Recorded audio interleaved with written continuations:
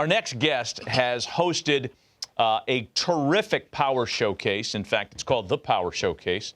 Going on, 15? This is year 16. Yeah, of the this Power is an Showcase. annual visit for us. What's this, year 5 for us? At least. We're pleased to have Brian Domenico on with us once again, talking about the Power Showcase. Brian, good morning. Harold, Matt, as always, it's really nice to see you, and I appreciate you having me on. Well, we appreciate you coming on with us to kind of introduce our viewership to some of the kids that you've discovered and showcased in your Power Showcase. I mean, boy, the list is unbelievable. We watch the video of this thing all the time. Among the players that you had, and I guess you could talk on all of them, who's made your eyes pop the most at the Power Showcase?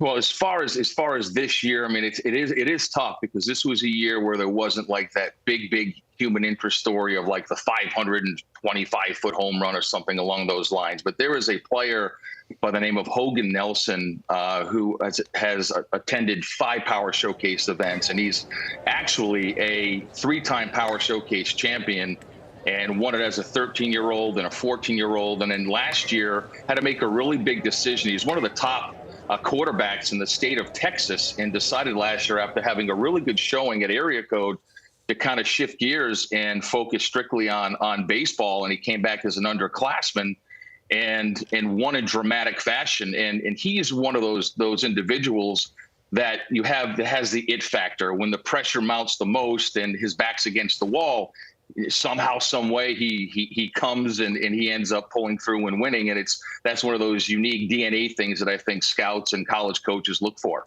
Hey, Brian, I think we're in a unique time, too, where guys have perfected the home run. And do you see that early on, the art form of guys really knowing to master their swing for homers at an earlier age than before? Yeah, I mean, I'm glad you brought that up. The old adage back in the day would be that home run derbies would ruin a player's swing. And I'd be like, that's not really true, because there's so many different swings that are applied in an at-bat, whether it's an 0-2 count, or you have to hit and run, or move a guy over, or have to purposely hit a fly ball to the outfield for a guy who got a tag from whatever base. So I think that when you also put in the very beginning, when they're 12 years old and at Cooperstown, Cooperstown has those 200-foot fences, so the kids are enjoying that.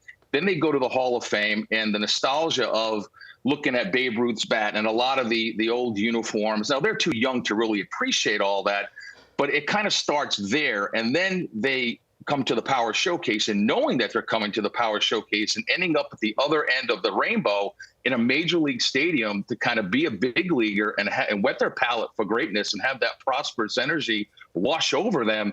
Now it trickles back to, okay, how are we going to prepare for this? And with how all the great metrics today with blast motion and hit tracks and all how and Rapsodo and how their videos can be broken down, and how all of the hitting coaches are vast in so many different philosophies that they break down the kids' swings, and they really start to learn how to do that. Now, you can attest to this, Harold, that when you hit a ball and you square one up, it's smooth. It's one of the most beautiful moments in all of baseball, and obviously you have to elevate to celebrate. Elevate to celebrate. I love it. That's a good Gary line. Templeton couldn't have said it better himself. That's a good line. Hey, so how do I get invited if I'm a kid, and how's that process work to get there? If Matt wants to be a 13-year-old again, how's he get into this deal? Yeah, and that's a great question. And there's a lot of different ways that you can get in. Some parents will reach out to me. Obviously, I need to take a look at some video. Then I want to take a look and see what travelable organization they play for, the level of competition. And listen, I don't always bring in the absolute very, very, very best guys. There are some big lumbering young players that they just need to set some goals. And it's only a matter of time before the kinetics and everything starts to come together, and they find themselves and they take off. So again, parents can reach out through the website. And again, there's a lot of different ways, Harold. Hey, so give us some names of some players, either prospects in minor league ball or big leaguers who've come through the Power Showcase. Well, I think the most noticeable one was Bryce Harper, obviously. And then you had, Tristan Costas, who's now the starting first baseman for the Boston Red Sox. And when he did the Power Showcase, he hit 5 500-foot home runs, which was really incredible. And then it was Blaze Jordan that you and I had talked about many times. And then he won the junior Major League Home Run Derby. There was a young man by the name of David Denson that hit a 515-foot home run off the Jumbotron. That was back in 2012. Daniel Vogelback. I mean, there's countless guys in the big leagues. Tell us about this DiMaggio Lonero. Oh, DiMaggio Lonero, leaving nothing to the imagination. A very, very cool story. So his grandfather was an Italian immigrant. And so when he got to New York, just fell in love with baseball and obviously the New York Yankees. And when he had his son, which is DiMaggio's father, his name was Bill. When Bill grew up, he obviously was a diehard Yankee fan. So he decided to name his son DiMaggio. And his father was like, well, listen, that's kind of a tough name to live up to. And what's ironic is that DiMaggio actually told his father, and he knew about the event because two of his buddies at the event a couple of years ago, a player named Drew Rapepi, who actually was a two-time Power Showcase world champion. He told his father, he's like, I'm gonna go down and I'm gonna win it. And I think he put out some incredible numbers, 468 feet with his longest home run. And he has tremendous raw power. And like I said earlier, just scratching the surface and his potential. And I think he did Joe DiMaggio pretty proud, for sure. Yeah, I would say these kids are breaking my back looking at these videos. Italians, baby. Like Italians. I understand they also named the family dog Yogi. Is that right? Man, that's right. Living a Yankee dream there. Yeah. I want to ask you about, because there's a couple of 12U and 13U kids that popped as well. And I don't know, for me, the younger they get with the power, I mean, it makes you marvel at the command and the bat to ball skills when the kid's 12 years old. Great point. I think that some kids gravitate towards enhancing their baseball DNA and looking for that next big stage to have to compete upon, like IJ Garza you just saw. That's Tyler Cerruti. That's Sebastian Carthace, who actually won Week 9's Home Run Derby in Cooperstown. Austin Brown, who is a 14-year-old, Harold and Matt, that hit a 479-foot home run. Wow. Here it is right here. He hits it, and it goes off the back of the loanDepot side. Check this out. Looks like Corey Hart. Beautiful, easy swing. Yep. Beautiful, easy swing. Oh, man, it's unbelievable. That is amazing. Now, one more guy, if I can here, is a 6'8" power hitter from Tennessee named Braden Turnage, and I did a little research. I think he's 16 or 17 years old. 6'8". And I did a little digging, and I wanted to find out, okay, who in today's game, position player wise, are the top guys as far as height. You had O'Neal Cruz, the shortstop with the Pirates, and then you have Aaron Judge, who plays outfield. But I wanted to dig a little deeper and find out who was the tallest major leaguer to ever play first base. And it was Tony Clark. I guess he's the executive director of the Major League Baseball Players Association, had 251 home runs and a 15-year career. But, 6'8", and he's an incredible basketball player, and he's also an ascending pitcher on the mound. Wow. That's scary. He looked like Richie Sexton. That's a good. I thought he looked like George Mirasan. Yeah, that's good, too. NBA player. Hey, Brian, we appreciate the visit as always. Congrats on another successful run on the Power Showcase. I know that kids love participating in your event. You had it a few weeks ago, and for folks that are interested, it's on the website. We have the information on the screen. Brian, we appreciate the visit. Happy holidays to you and your family. Always. Thanks, guys.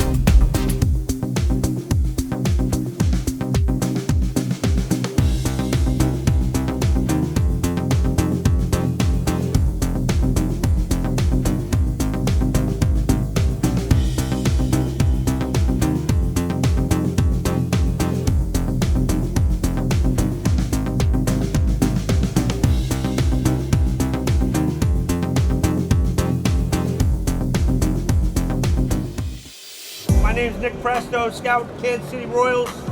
It's a great opportunity. Appreciate you guys being here, hitting on a big league field. We're going to run you through a scout day. You know, as scouts, we're looking for a bunch of things to see if you're going to be a professional player. I mean, obviously, we're looking for hitting. We're looking for power. We're looking for running, arm strength, and fielding. Those are the 5 tools that we're looking for. All this stuff's important if you want to play this game.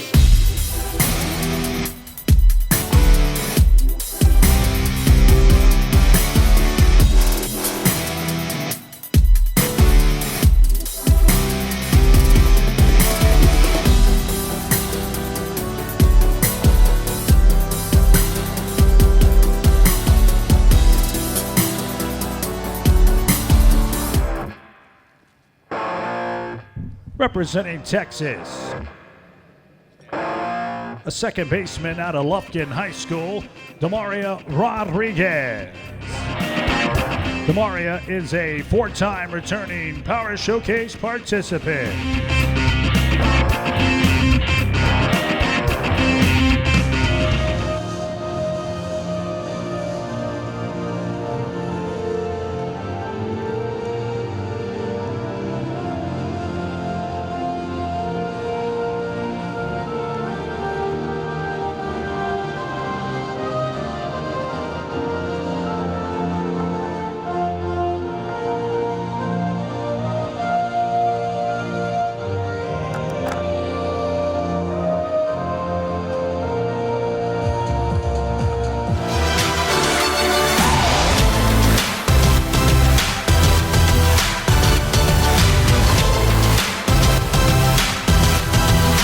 Stepping in, representing Texas, here is Demarea Rodriguez.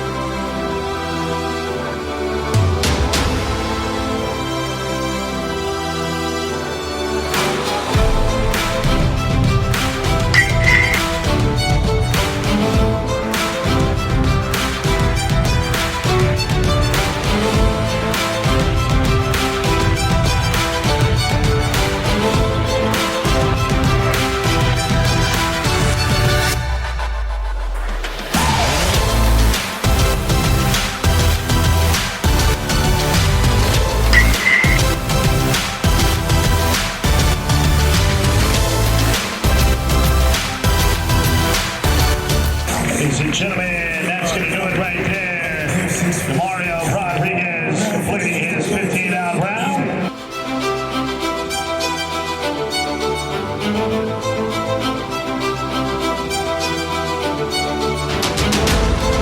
Ball's hammered down the Leading line. off the top half of the first for the National League. A fair ball. Texas, Demarea Rodriguez rounding rounding first. the bases Going to for a second on stand-up the double. loud ambush double Demarea Rodriguez. So how about that first pitch? After his team gets 2 runs for him,